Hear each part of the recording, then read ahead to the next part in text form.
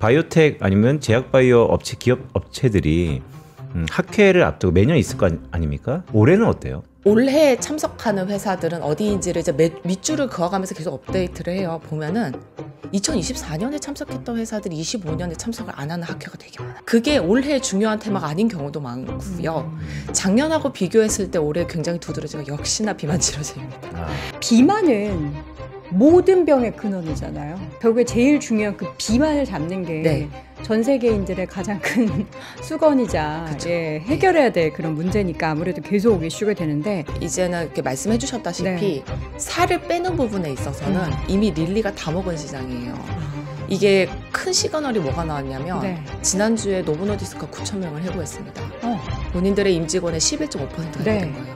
그렇다는 얘기는 이미 이 비만 치료제 경쟁의 격화를 입증하는 거거든요. 근데 그 선발주자가 이제 해고를 하고 후발주자가 이제 시장을 장악을 하고 이런 분위기가 형성되어 있다 보니까 그 회사들이 이런 이 상황에 어떻게 하면 살 길을 찾아 나갈 수 있을지가 더 그 관심사항이라고 볼 수 있을 것 같습니다.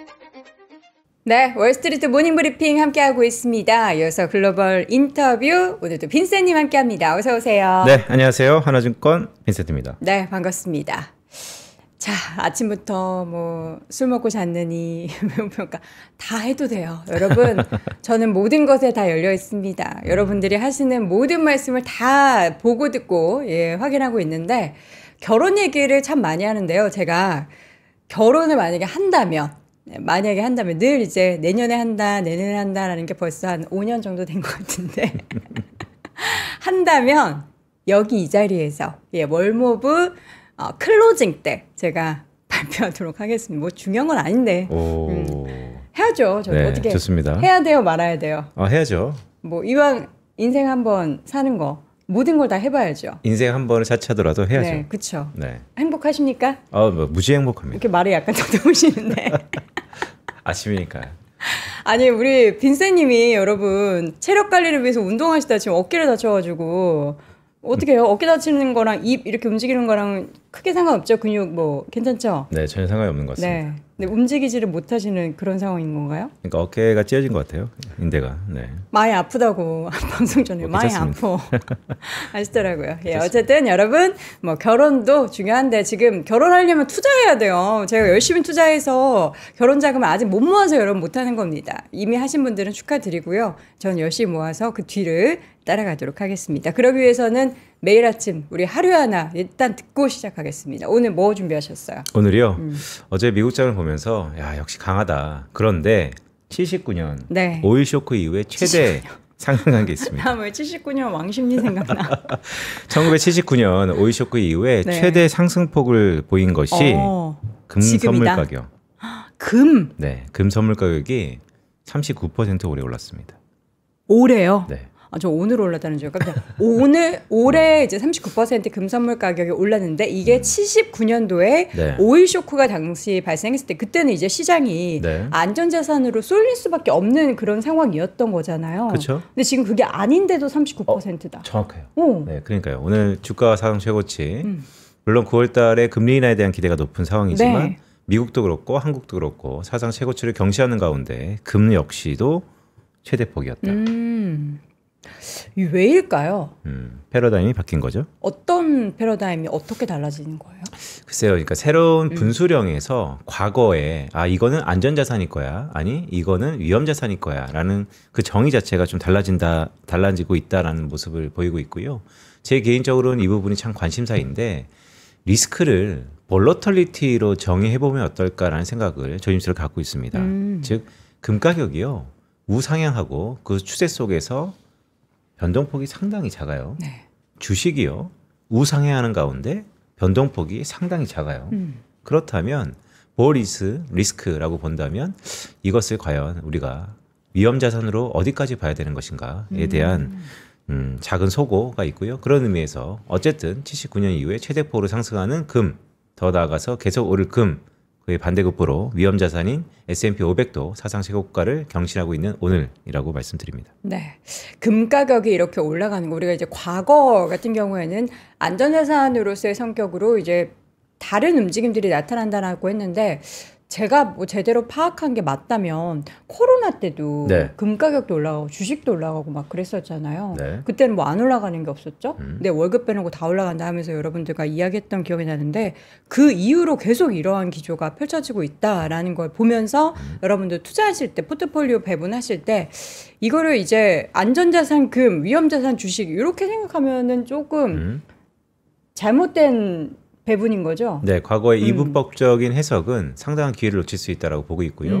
결국 달러 패권이 흔들리고 있고 유동성 장세라는 것에서는 계속해서 뭐 밀리면 사자, 네. 밀리지 않아도 사자, 결국 사자.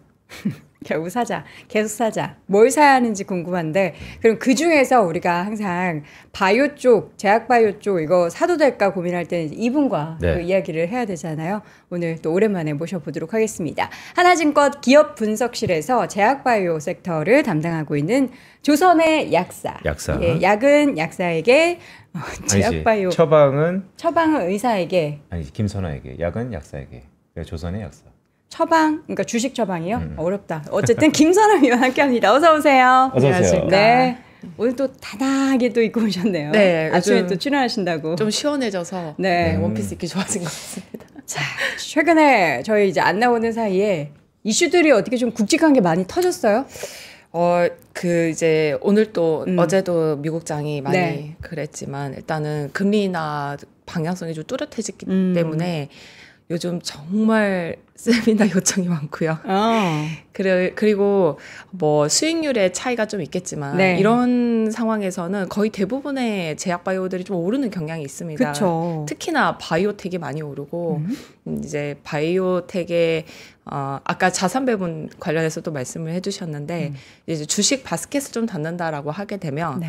바이오는 항상 거기서 플러스 알파 역할을 하는 것 같아요. 그래서 이 플러스 알파에 어떤 종목을 담아야 할지 지금 갖고 있는 바이오텍들이 더 오를 수 있는 것들이 워낙 궁금하시다 보니까 네.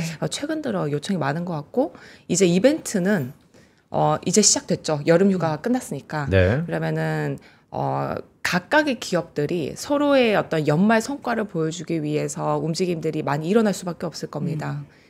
아무래도 그렇죠. 하반기에. 네. 하반기에 뭐 이벤트들 중에서 우리가 기대하는 내용도 예전에도 한번 나오셔서 정리해 주셨는데 학회들, 세미나들 많이 예정되어 있잖아요. 네네네. 그런 부분들이 분명히 뭐 미국도 그렇지만 국내에도 많은 영향을 미칠 것 같다.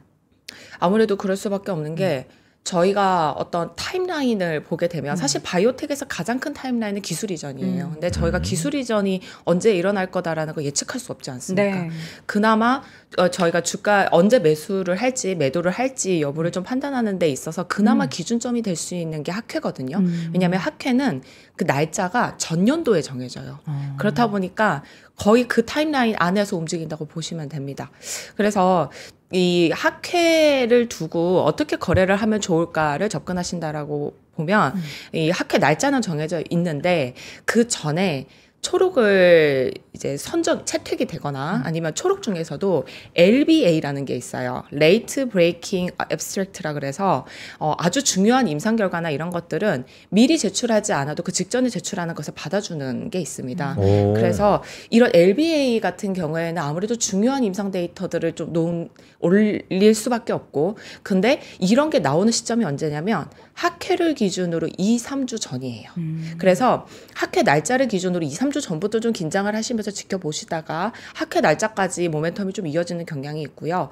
만약에 거기에서 경쟁자가 좀 아쉬운 성과를 보여줬다. 그러면은 제가 그 보유하고 있는 주식이 확 오르기도 하고 그럽니다. 이번에 그게 9월 초에 페어마켓가 있었었는데 네. 거기에서 그 유한양행하고 얀센이 같이 개발하고 있는 약물에 대해서 뭐 되게 업데이트된 데이터가 나온 건 아니에요. 근데 아스트라제네카가 경쟁 약물을 갖고 있는데 그 경쟁 약물의 결과가 좋았어요. 좋았는데 우리가 유한양행과 얀센이 개발하는 파이프라인에 기대하는 수치보다 좀 낮아 보였던 거예요. 그래서 그날 유한양행이 올랐어요.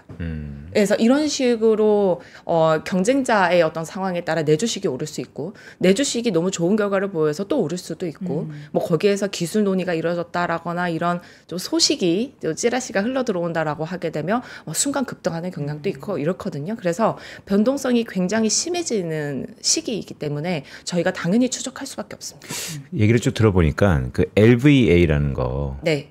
그게 LBA. LBA라는 게 그게 약간 어떻게 보면 서프라이즈 비슷하게 네, 어떻게 학회 보면. 직전에 기술을 짱 하고 나타내는 거잖아요. 신제품 출시한 것처럼. 네네네. 그런데 이 바이오텍 아니면 제약 바이오 기업 업체들이 학회를 앞두고 매년 있을 거 아닙니까? 근데 그때 이런 신제품 쫙 하고 서프라이즈를 많이 낸다면 그만큼 그 시장의 분위기가 좋은 해일 거고 네. 오히려 그런 게 하나도 없다라고 하면 대부분 침체되어 있는 분위기일 텐데 네. 올해는 어때요? 요거는 이 어떤 학회이냐에 따라 좀 달라지거든요. 그래서 어떤 학회에 많이 참석하는지가 좀 더 중요할 것 같아요. 예, 왜냐하면 그 임상 개발을 계속 하고 있기 때문에 네. 필요하다면 학회 같은 걸 통해서 계속 선보여야 네. 그래서 우리 기술을 홍보할 수 있는 거지 않습니까? 그쵸. 네. 그래서 그건 어떻게든 해요. 어떻게든 하고 정부에서 지원도 많이 해줍니다. 그래서 지금은 이 트렌드를 좀 더 보시면 되는데 제가 요 곁들여서 말씀을 드리면 여기 항상 제가 준비해오는 걸 다 말씀 못 드려요. 네. 시간 짧기도 하고 그래서 항상 리포트를 내거든요. 그래서 그 리포트를 만약 참고하신다라고 하면 학회 이벤트들이 이렇게 쭉 있는데 이제 제가 올해 어떤 회사들이 참가할지 확실시 되어 있진 않으니까 작년에 참석했던 기업들을 쭉 보거든요. 네. 그러다가 죄송합니다. 올해 참석하는 회사들은 어디인지를 이제 밑줄을 그어가면서 계속 업데이트를 해요. 보면은 2024년에 참석했던 회사들이 25년에 참석을 안 하는 학회가 되게 많아요. 그러니까 이거는 뭐 개발 단위가 2년씩 뭐 이렇게 되다 보니까 안 할 수도 있는 건데 그게 올해 중요한 테마가 아닌 경우도 많고요. 작년하고 비교했을 때 올해 굉장히 두드러진 건 역시나 비만 치료제입니다. 계속 거의 대부분의 회사들이 비만 치료제를 계속 선보이기 위해서 참석을 하고 있어요. 그럼 결국 그게 먹거리라는 거네요. 하반기에 확신의 테마입니다. 이거는. 근데 비만 치료 저희가 맨 처음에 우리 김선아 위원님과 함께 이야기했었던 테마도 비만 치료제 얘기였었잖아요. 그때 네. 이제 노보디스크와 일랄린이 가지고 있는 그 약물에 대한 이야기를 쭉 펼치면서 이야기했었던 기억이 나는데 비만은 모든 병의 근원이잖아요. 예, 그렇죠. 예, 모든 비만을 갖고 있으면 모든 성인병 그리고 비만을 없애면 올라갔던 혈압이 내려가거나 뭐 진짜 장기 기간 중에서 안 좋았던 게 좋아지고 하니까 네네. 결국에 제일 중요한 그 비만을 잡는 게 전 세계인들의 가장 큰 수건이자 해결해야 될 그런 문제니까 아무래도 계속 이슈가 되는데 그러니까 비만 치료제 지금까지 나온 걸로 뭐가 부족하다 이런 게 아니고 그냥 각 기업에서는 쟤도 저걸로 돈 많이 버니까 나도 해야지 이런 분위기인 거예요. 어떻게 보면 그렇고요. 근데 이제는 이렇게 말씀해 주셨다시피 살을 빼는 부분에 있어서는 이미 릴리가 다 먹은 시장이에요. 이게 큰 시그널이 뭐가 나왔냐면 지난주에 노보노디스크가 9,000명을 해고했습니다.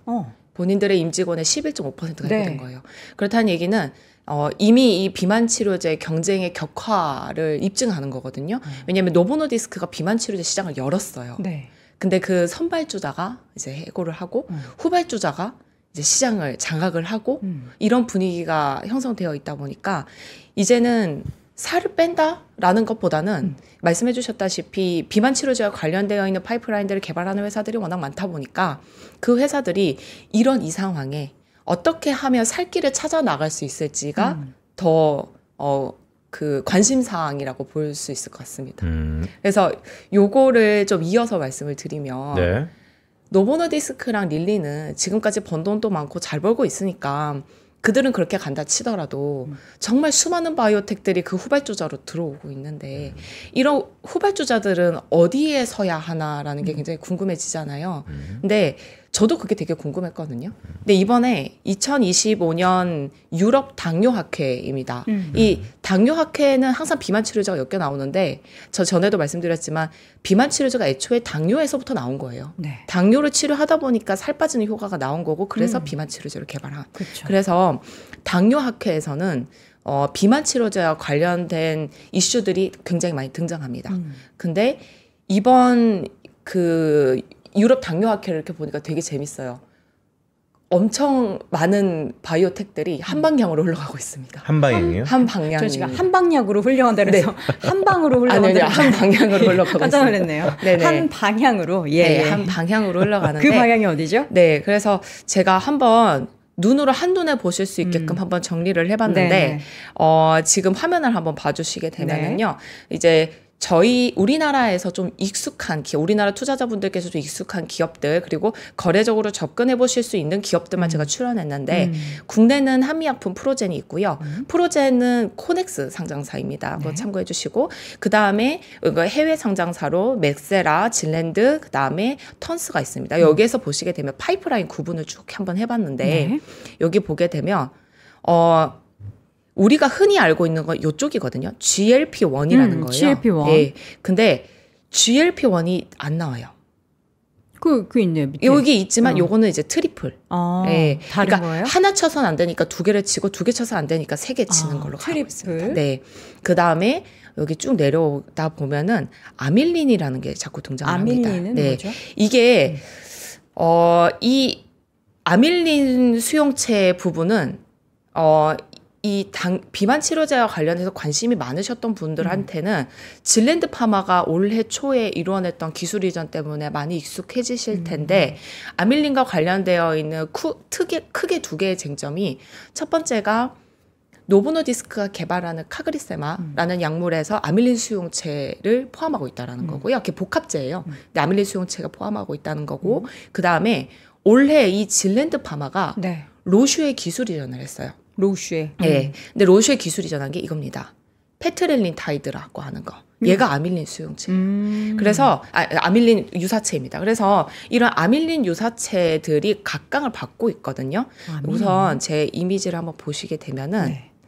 여기 이 그림에 나와 있는 이것들이 현재 비만 치료제 개발 타겟으로 활성화되어 있는 거고요. 네. 이게 1번이에요. GLP-1. 네. 1번. 그 다음에 GIP 글루카곤을 건드려가면서 듀얼 아고니스트, 트리플 아고니스트 이렇게까지 오는 게 지금까지 계보인데 거기에서 아밀린이 등장을 하게 되고요. 이거를 가지고 노보노디스크가 좋은 결과를 보여주게 됩니다. 그 다음에 메세라가 이번에 이걸 들고 나왔어요. 뭐예요, 저게? 요거는 PYY라고 마찬가지로 우리 위장관에서 나오는 호르몬 펩타이드 중에 하나입니다.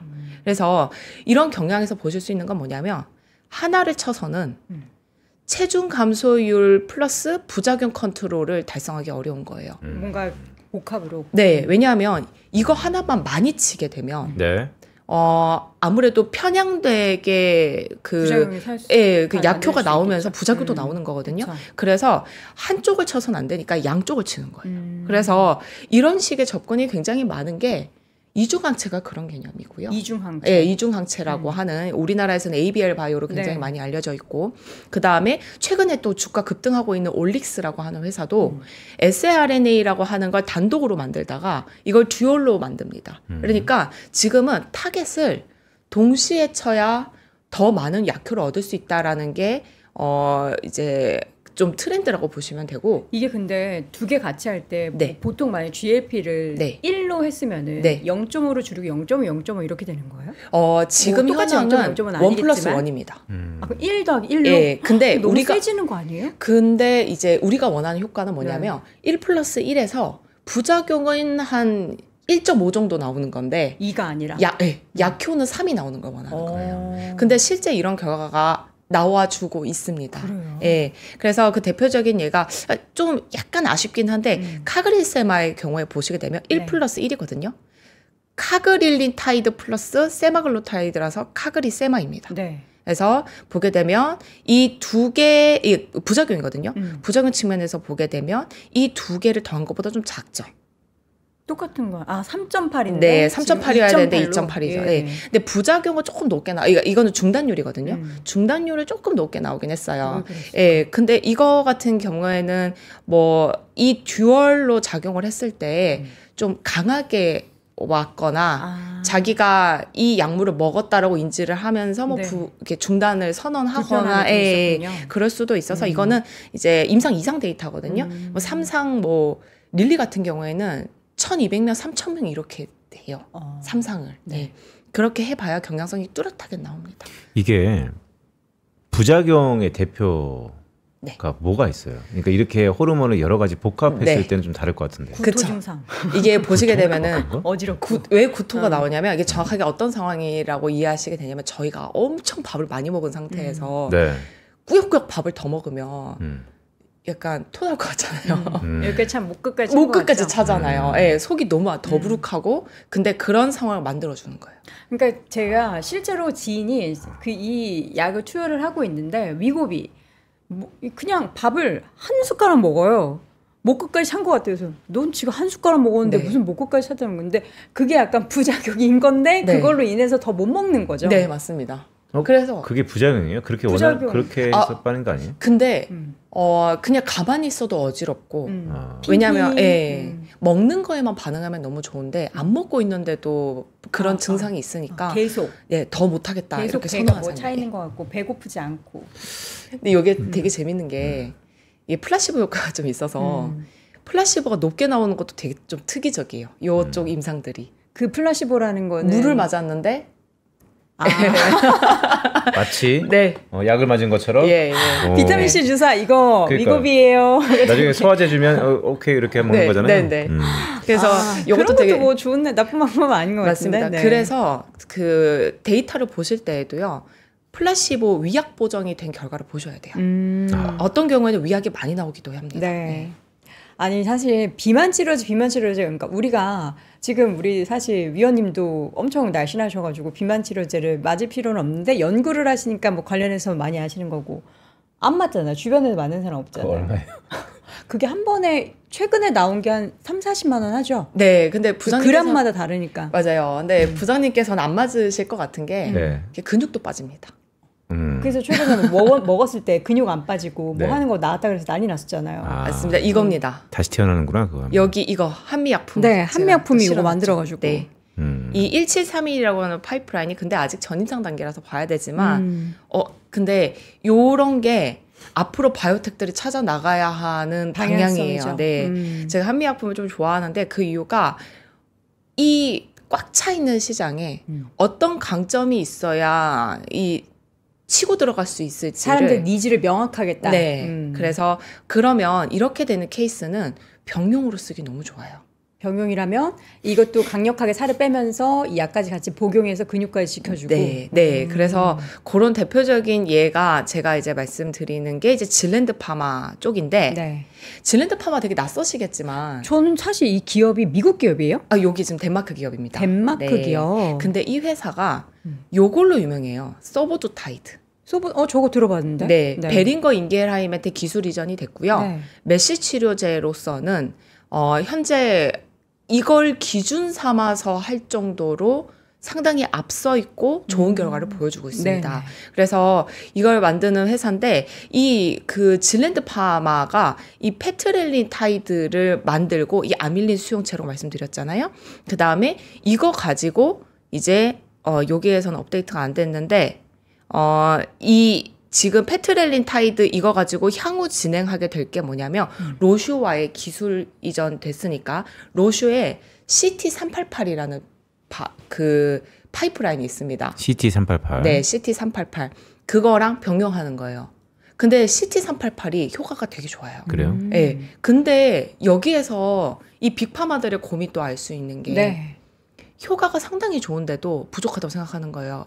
왜냐하면 터즈파트가 너무 잘 나가니까 릴리가 너무 잘 나가니까 저걸 이기려면 이걸로 될까가 고민인 겁니다. 그래서 이것도 단독으로 개발을 하는데 이게 단독 결과가 안 좋을 수도 있으니까 이 아밀린 수용체를 들여와서 네. 합쳐서 개발을 하게 되면 더 좋은 결과를 볼 수 있지 않을까. 음. 이게 결국 바이오텍들이 찾아 나가야 되는 방향이에요. 빅파마들은 자기가 만들어 온 에셋들이 다 괜찮아요. 나쁘지 않습니다. 그렇기는 한데 릴리를 이기려고 생각해 보니까 고민이 많아져서 어떻게 보면은 백업이라고 봐야 되죠. 내가 단독으로 망했을 때에 바로 다시 내세울 수 있는 것. 그것을 고려하면서 이런 그 같이 곁들여서 할 수 있는 것들을 찾아다닙니다. 네. 그래서 이번에 그 이 유럽 당뇨학회에서도 나온 것들을 보게 되면 곁들여서 하기 좋을 것들이 중심적으로 논의가 되고 있어요. 메인 디시는 이미 하고 있으니까 네. 거기에 더 곁들여서 그 네. 부작용이나 이제 그걸로 인해서 발생하는 아쉬운 부분들을 채워줄 수 맞습니다. 있는 것들을 네. 해준다. 네, 네. 그럼 병용하게 되니까. 네, 병명하게 그쵸? 되니까. 그래서 이렇게 움직임을 보여주는 게 이제 전반적인 그림이라고 하면은 네. 또 하나가 플러스가 되는 게 이제는 장기 지속형. 장기 지속형. 네, 장기로 가는 거. 이 장기가 삭센다 혹시 기억하시나요? 네. 삭센더 기억하죠? 맨 요즘- 처음. 맞죠? 근데 여기 딱 맞았던 주사. 요즘에 삭센다 맞으시는 분 없죠. 다 위고비 예. 말씀하시죠? 삭센다가 하루 내지 이틀에 한 번씩 맞는 약물이었거든요. 아, 그거 너무 자주 맞네요. 예, 근데 위고비는 일주일에 한 번 맞아요. 음. 그리고 지금 최근에 릴리랑 펩트론이 계약한다라고 하면서 엄청 이슈가 많이 되고 있는데 거기 지금 한 달 제형으로 만든다라고 얘기를 하고 있어요. 그래서 주사제 같은 경우에는 적게 맞을수록 좋잖아요. 그렇죠. 그래서 장기 지속형으로 개발을 하고 있는데 이제 여기에서 좀 말씀드릴 수 있는 회사가 이겁니다. 메세라. 메세라. 네. 지난번에도 한번 말씀해 주셨던 것 같은데 이 회사. 맞습니다. 근데 제가 오늘 가지고 온 회사 중에서는 실제로 학회 그 앱스트랙트를 다 한번 읽어보니까 이 세 개 회사가 좀 아웃퍼폼한 경향을 보여줬는데 메세라, 질랜드 파마, 그 다음에 턴스거든요. 그 중에서도 메세라에 대해서 좀 집중적으로 말씀드리고 싶은 게 우리나라 비만 치료제에 관심 많으신 분들은 이미 메세라 알고 계세요. 왜냐하면 메세라랑 D&D 파마텍이라고 하는 우리 코스닥 상장사가 주가가 상당히 페어링 되어 있기 때문입니다. 네. 여기에서 보시게 되면은 요걸 보여드린 김에 바이오텍 보실 때 참고하시면 좋을 만한 거를 말씀을 드리면 네. 저희 제가 오늘 말씀드리는 건 3개의 종목밖에 안 되지만 하반기에 금리나 이벤트나 이런 게 있기 때문에 각자가 보유하고 계신 바이오텍들이 무진장 많으실 거예요. 우리가 이 바이오텍들을 어떻게 언제 이제 타임라인을 보면 좋을까 이게 궁금하시다라고 한다면 회사 홈페이지를 검색해 보시면은 네. 거기 안에 이런 IR 자료가 있는데 거의 마지막 페이지에 보면 카탈리스트라고 하면서 표현된 한 페이지의 장표가 있어요. 저런 장표예요? 네, 이런 장표입니다. 이 근데 카탈리스트인데 저거는 우리가 봐도 몰라요. 위원님이나 저렇게 저거 보고 아시지. 네, 잘 모르시겠으면 네, 제가 위원님이 잘 해석해서. 네, 리포트도 내고 하니까 뭐 네, 참고해 네. 주시면 좋을 것 네, 같고요. 여기에서 보시게 되면은 이거 이렇게 보시면 됩니다. 미드 2025입니다. 네. 2025년 내에 자기네들이 보여줄 것들. 레이트 2025는 2025년 하반기에 보여줄 것들이고요. 내가 관심 있어 하는 파이프라인이 이 시기 안에 포함이 되는지를 추적해 보시면 됩니다. 여기에서 하나씩 설명드릴게요. 스트래티지를 보게 되면은 먼슬리라고 나와 있습니다. 네. 한 달 제형이란 뜻이에요. 달 제형. 여기도 먼슬리라고 나와 있고요. 네. 근데 제가 앞서 말씀드렸지만 주 1회 제형으로는 시장을 뚫고 들어가기 어려우니까 장기 지속형으로 들어가려고 하는 분위기가 굉장히 네. 강해지고 있다. 메세라가 이런 쪽으로 초점을 맞춰서 이미 개발 중이고요. 얘네들은 물질 자체가 반감기가 되게 길어요. 그래서 한 달 제형으로 충분하게 나올 수 있게끔 15일 내지 19일이라는 반감기로 보여줬습니다. 그러니까 우리 몸에서 약물이 반토막 나는 정도가 걸리는 데에 그러니까 반토막 되는데 그러니까 우리 혈중 농도가 절반으로 내려오는 데 걸리는 시간이 15일 내지 19일이라는 거예요. 네. 그러면 한 달 가죠. 한 달 정도는 가니까. 그래서 이렇게 개발하고 있는 게 2개인데 첫 번째가 미드 2025년이면 벌써 나올 때 됐죠. 네. 그렇고요. 그 다음에 바스프 3가 이게 완전 한 달 제형이거든요. 먼슬리 더징이라 돼 있죠. 이게 2025년 하반기입니다. 네. 그리고 아밀린 수용체 중요하다 말씀을 드렸고 이 아밀린 유사체 같은 경우에도 이건 이미 나왔어요. 그래서 깃발이 아니라 체크입니다. 그래서 깃발로 표현된 것들 중에 보면은 병용으로 또 나옵니다. GLP-1과 네, 그러면은 메세라의 이때 결과 좋으면은 주가가 많이 올라갈 수밖에 없겠죠. 네. 그 다음에 요거가 이제 경구제로 경구용. 만드는 거거든요. 이게 저희 국내 투자자분들께서 많이 기다리고 계시는 D&D 파마텍의 이벤트입니다. 예, 왜냐하면 이 메세라가 개발하는 것에 지금 오랄 경구제로 만드는 파이프라인이 이렇게 5개가 있다라고 자기가 얘기를 했거든요. 본인들의 IR 자료에서 얘기를 했는데 여기에 들어가게 되는 기술이 모멘텀이라고 하는 부분이 들어가고요. 어떤 건 이거 하나만 들어가고 어떤 건 이거 2개가 들어가요. 근데 이게 D&D 파마텍에서 온 거예요. 네. 그래서 경구제는 그냥 D&D 파마텍이 다 개발하는 거다. 네. 그러면 메세라가 경구제와 관련된 무언가를 보여주게 된다면 그건 D&D 파마텍의 주가도 영향을 미칩니다. 그래서 메세라가 어떤 동향을 보여주는지 또한 저희 국내 기업인 D&D 파마텍을 투자하시는 분들도 같이 추적하셔야 돼요. 그냥 선행 지표예요, 아니면 동행 지표예요? 거의 동행 지표입니다. 그래요? 네, 네. 왜냐하면 뭐 밤에 미국 시장 반응하면 바로 다음날 그러니까요. 한국 시장 반응하기 때문에 지금 비만 치료제 앞서서 이제 어떻게 달라지고 있는지를 보면은 하나가 아니라 병용 그리고 네. 이제 장기 지속형으로 지금 점점 더 발전하고 있고 네. 바이오텍 기업들은 이제 기존 릴리나 노보노의 그 제형 약품의 효과에 뭔가 부족한 부분에 플러스 알파를 채워줄 만한 그런 내용들을 타깃으로 하고 있고 네. 경구형 네. 포인트가 되게 많아지고 엄청 다양해지네요. 이제는 네. 릴리나 노보노에서 위고비 뭐 마운제로 이게 아니라 뭐가 엄청 많아져가지고 네, 네. 기업들 선택하기 머리 너무 점점 더 아파질 것 같아요. 맞습니다. 그래서 조금 우려되는 네. 게 뭐냐면 한번 테마 시장이 크게 한번 오고 나면 결국에는 저희 뭐 여러 가지 경험들이 있지 않습니까? 한번 테마가 세게 오고 나면 그 다음에 진짜 잘하는 몇 개의 기업만 남고 나머지는 다 죽어요. 그렇죠. 네. 그래서 지금부터 종목 선별을 좀 유심히 판단하시고 하셔야 할 필요가 있는 것 같습니다. 기술력 부분에서 좀 두각을 나타내는 해외나 국내 기업도 대표적으로 어떻게 좀 보이실 것 같은데. 일단은 해외는 보시고 계신 메세라. 메세라. 네. 당연히 이제 다른 정보 회사도 잘해요. 예를 들면 로슈 같은 경우에 388 굉장히 괜찮고 네. 질랜드 거 가져가고 나면 잘 될 겁니다. 잘 될 것 같아요. 그래서 괜찮은데 이 메세라의 경우에는 이 기술력뿐만 아니라 개발하는 방향성이 너무 마음에 들어요. 왜냐하면 먼슬리로 접근을 하는 거. 네. 주 1회가 안 된다라는 것에 대해서 빠르게 인지하고 빠르게 피보팅해서 가고 있는 이 모습이 굉장히 바이오텍이 반드시 보여줘야 되는 모습이라고 네. 생각합니다. 그게 있고 두 번째로 이제 경구제 쪽 이렇게 찾아 나가는 것도 있는데 모멘텀도 있어요. 네, 이 메세라의 설립 배경을 보게 되면 되게 재밌는데 이것 때문에 아마도 관심이 많을 겁니다. 이 회사가 2022년에 설립했거든요. 오, 얼마 안 됐네요. 네, 상장은 2025년 1월에 했어요. 근데 지금 타임라인 보세요. 카탈리스트가 이렇게 많아요. 뭐죠?